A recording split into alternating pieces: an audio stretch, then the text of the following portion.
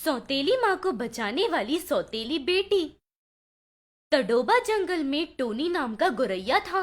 उसकी पत्नी निम्मी के गुजर जाने पर उसकी बेटी चिंकू को देखने के लिए दूसरी औरत से शादी करने के बारे में सोच रहा था। तब एक दिन एक कौवा आकर टोनी से ऐसे कहता है, टोनी, मैं तुम्हारे लिए एक बहुत अच्छी लड़की देखा हूँ। वो बहुत पढ़ी लिखी है और ऊपर से तुम्हें और तुम्हारी बेटी को बहुत अच्छे से रखेगी वो।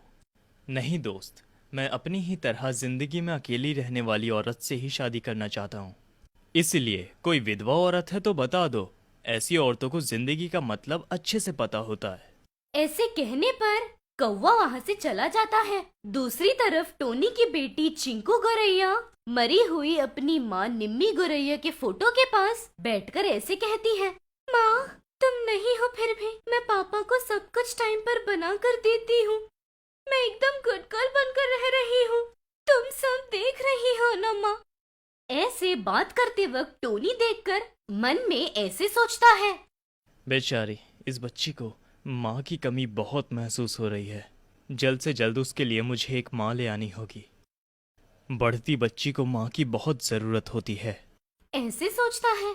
ऐसे टोनी के हिसाब से कौवे की मदद से रिंकू नाम की एक विधवा गोरैया से टोनी की शादी होती है। रिंकू का एक बेटा था, नाम था टिल्लू। पिता न होने के कारण माँ रिंकू के बहुत ज्यादा लाड प्यार की वजह से टिल्लू बहुत ज्यादा मस्तीखोर बन जाता है। इसलिए टोनी के घर कदम रखते ही रिंकू गोरैया टिल्लू गोरैया से ऐसे कहती है, देखो बेटा टिल्लू, अब हम तुम्हारे पापा के घर आए हैं। यहाँ तुम्हारी एक बड़ी बहन है, इसलिए तुम्हें अच्छे से रहना होगा बेटा, मस्ती कम करनी होगी। ऐसे बोल रही थी तब उतने में ऑफिस से आए टोनी गोरैया अपनी पत्नी रिंकू गोरैया से ऐसे कहता है, क्या रिंकू, बेटे को क्या बोल रही हो? ये किसका घर है? उसी का घर है ना? क्यों उससे ऐसे रहो वैसे रहो कहकर बांध कर रख रही हो? इस घर में जैसे मेरी बेटी रहती है वैसे ही वो भी रहेगा। ऐसे बोलकर अंदर जाने पर रिंकू अपने मन में ऐसे सोचती है, बेचारा भोला है, विश्वास कर लिया। मैं इस घर में बहू बनकर आई हूँ, इस घर की लड़की को कुछ ना मिल पाए, इसीलिए कैसे भी करके ये सारी जायदाद मेरे बेटे की हो जाए, ऐसे कुछ करूंगी। ऐसे उस घर में कदम रखने के कुछ ही दिनों बाद अपना असली रूप दिखाना शुरू कर देती है। लेकिन उसके पति को बिल्कुल भी शक ना हो इस बात का बहुत ध्यान रखती है।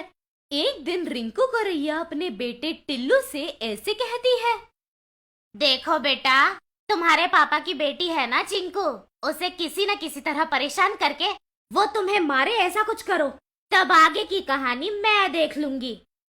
ऐसे बोलने पर टिल्लू अपनी सौतेली बहन चिंकू गोरैया को हर बात में सताना शुरू कर देता है। लेकिन चिंकू गोरैया उन सबको नजरअंदाज करके टिल्लू को सच में सगे भाई की तरह देखते हुए उसकी मस्तियों को देखकर खुश होती है। वो ऑफिस से घर आया टोनी चिंकू गोरैया से ऐसे कहता है, क्या बेटा चिंकू, तुम्हें छोटू ने सीढ़ियों पर से गिरा दिया? तुम्हें चोट तो नहीं लगी ना बेटा? ऐसा कुछ नहीं है पापा, छोटू ने जानबूझकर कुछ नहीं किया। वो खेलते हुए आकर बिना देखे मुझे थोड़ा धक्का लग गया। इसमें छोटू की कोई गलती नहीं है।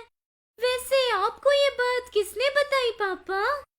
उतने में रिंकू गोरैया वहाँ आकर ऐसे कहती है, मैंने बताया बेटा, वो मेरा बेटा है, इसलिए वो जो कर रहा है मैं ही करवा रही हूँ। ऐसे लोग सोचेंगे, उसे मैं कुछ कह नहीं सकती, क्योंकि बिना बाप का बेटा है सोचकर अब तक उसे लाड़ किया मैंने। इसलिए तुम्हारे पापा से तो वो डरेगा सोचकर मैंने ही ये बात पापा को बताई बेटा। अरे माँ, तुम ऐसे क्यों सोच रही हो? तुम जब इस घर में आई थी तब मासी मत बुलाओ माँ बुलाओ कहने पर तुम उसी वक्त मेरी माँ बन चुकी थी माँ। अब वो मेरा भाई है, अगली बार ऐसे कभी मत कहना, ऐसे कहती है। रिंकू के इस पूरे चाल से अनजान चिंकू अपने अच्छे मन से रिंकू के इस नाटक को प्यार समझती है। ऐसे दिन गुजरते हैं। सौतेली माँ रिंकू और उसके बेटे टिल्लू की हरकतें दिन भर दिन बढ़ने के बावजूद उसे गलत नजरिए से न देखने पर चिंकू गोरैया को वो सारी चीजें साधारण ही लगती है। एक दिन रिंकू गोरैया अपने बेटे से ऐसे कहती है, देखो बेटा, इस बार कुछ ना कुछ करके उस चिंकू को इस घर से बाहर कर दो। वो एक बार बाहर निकल गई तो बस आगे का मैं देख लूंगी। हाँ ठीक है माँ, एक अच्छा सा मौका देखकर मैं क्या करूँगा तुम सपने में भी नहीं सोच पाओगी। ऐसे कहता है। ऐसे कुछ समय गुजरने के बाद धूप के समय पर टिल्लू अपने मन में ऐसे सोचता है। यही अच्छा मौका है, माँ हर बार उस चिंकू को घर से बाहर निकालने का सोचती हैं, लेकिन वो चिंकू जाते ही नहीं। लेकिन इस बार जो मैंने प्लान बनाया है उस पर वो चिंकू अस्पताल चली जाएगी या फिर ऊपर ही चली जाएगी, जो भी हो मेरे सोचने अनुसार ही होगा। ऐसे एक दिन चिंकू को रसोई घर में जाता हुआ देख उस रूम के आसपास आग लगाकर ऐसे सोचता है। ये फायर एक्सीडेंट धूप की वजह से हुआ है, ऐसा सोचेंगे लोग। ऐसे उस बढ़ रहे आग की तरफ देखता है वो, लेकिन उस आग के बीच चिंकू है सोचा तो वो तो कब का बाहर निकल गई। असल में उस आग में उसकी माँ रिंकू फंस गई थी। उसके आसपास आग को देखकर बचाओ, मुझे बचाओ, आग लगी है, मुझे बचाओ, ऐसे चिल्लाती है। आसपास की सारी पक्षियां आकर रिंकू को वहां फंसा हुआ देखती है, लेकिन कोई उसे बचाने नहीं जाता। आखिरकार उसका खुद का बेटा भी उसे बिना बचाए मन में ऐसे सोचता है। सॉरी माँ, तुम भी यहाँ?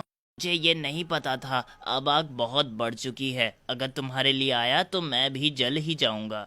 ऐसे देख ही रहा था, लेकिन आग में फंसी माँ को बचाने की कोशिश नहीं करता वो। तब चिंकू गौरैया उस आग को और रिंकू की आवाज को देखकर वहां पर आकर एक खिड़की से रसोई घर में जाकर आसपास के उस आग से बहुत तकलीफों से अपनी सौतेली माँ रिंकू को बाहर ले आकर बचाती है। तब उन सारे पक्षियों में से कबूतर ऐसे कहती है, ये क्या किया रे लड़की तूने, अभी तेरी जान चली गई होती ना रे बेटा। अरे कोई बात नहीं दीदी, एक बार मैं अपनी माँ को बचा नहीं पाई थी, अगर इस बार ये माँ को नहीं बचाती तो मैं फिर से बिना माँ के रहती। ऐसे ये बात सुनते ही रिंकू को अपनी गलती का एहसास होता है। तब रिंकू गौरैया चिंकू गौरैया से ऐसे कहती है, मुझे माफ करो चिंकू, तुम्हें यहाँ से बाहर करने के लिए, वो जायदाद मेरे बेटे को मिलने के लिए मैंने ही मेरे बेटे के कान भरे, इसलिए उसने तुम हो सोचकर मेरे इर्द गिर्द आग लगाई, इन सब की वजह मैं हूँ। ऐसे बोलकर उदास होती है। तब टिल्लू भी आकर ऐसे कहता है, हाँ दीदी, मुझे माफ कर दो, मेरी आंखों के सामने ही मेरी माँ आग से जूझ रही थी, लेकिन मैं कुछ नहीं कर पाया। लेकिन तुमने माँ को बचाने के लिए अपनी जान की परवाह नहीं की, आगे से ऐसा नहीं करूँगा। ऐसे उन दोनों माँ बेटे के माफी मांगने पर चिंकू गौरैया उन दोनों से ऐसे कहती है, अरे आपस में माफी क्या मांगनी बताओ, इस दुनिया में प्यार मिलना मुश्किल है, ऐसे में उस प्यार को संभाल नहीं पाए तो हमसे बड़ा बदनसीब और कोई नहीं है, ऐसे कहती है। इस तरह रिंकू को अपनी गलतियों का एहसास होने पर चिंकू गौरैया भी उसे माफ कर देती है और उसके बाद से वो परिवार बिना कोई गिले शिकवे के वे बहुत खुशी से जिंदगी गुजार रहे थे।